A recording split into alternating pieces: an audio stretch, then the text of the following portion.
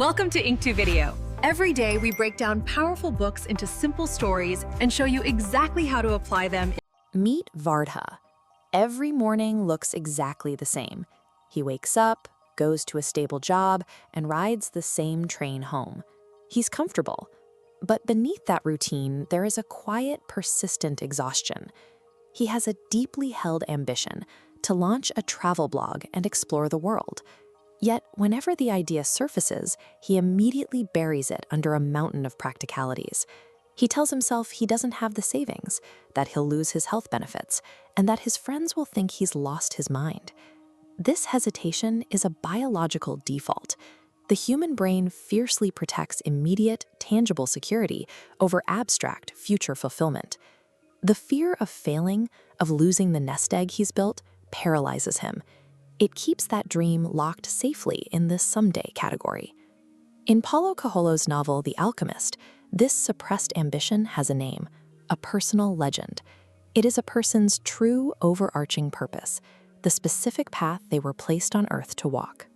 Vardha assumes his routine keeps him safe, but trading ambition for predictability doesn't actually eliminate risk. It simply guarantees a life of quiet desperation, rather than the realization of his personal legend. Everything shifts when Vardha reads Coelho's Fable. He sits down, removes his mental filters, and writes out his supposedly unrealistic dream on paper. Almost immediately, the world seems to respond. He starts noticing what Coelho calls omens, small, almost magical coincidences.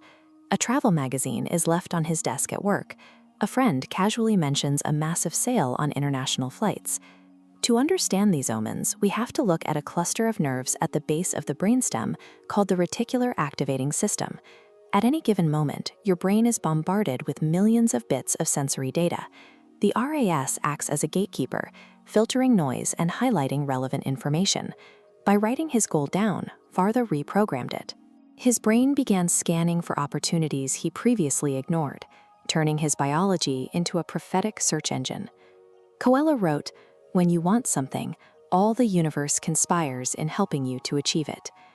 This conspiracy is actually your own cognitive machinery finally locking onto its target. Spotting the opportunities is only the preparation. Vardha now faces what the novel calls the treasure guardian, his deep-seated, paralyzing fear of failure. He decides to confront it by taking one small physical step.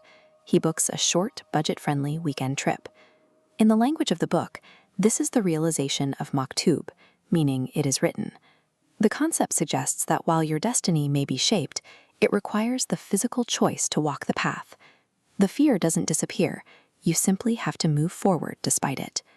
When we observe this process neurologically, stepping into the unknown maps directly to neuroplasticity. Every time you face a perceived threat, like launching a blog or traveling alone, you force your brain to adapt to novel stimuli. A rigid routine allows neural pathways to stagnate. Deliberately taking a calculated risk breaks that loop, forcing permanent cognitive growth. This biological friction signals that the brain is preparing to adapt. The fear of failure provides the exact physiological trigger required for the brain to grow into the version of itself capable of achieving the dream. Fast forward a few months.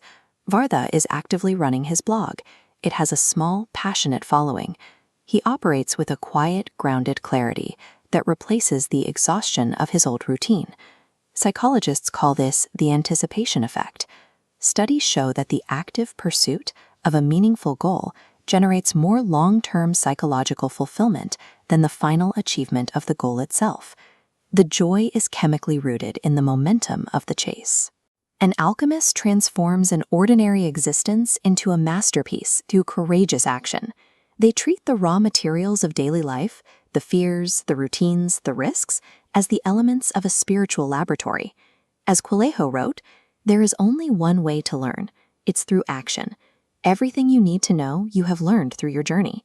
If you knew the underlying mechanics of your brain and the universe were entirely on your side, what personal legend would you stop ignoring today?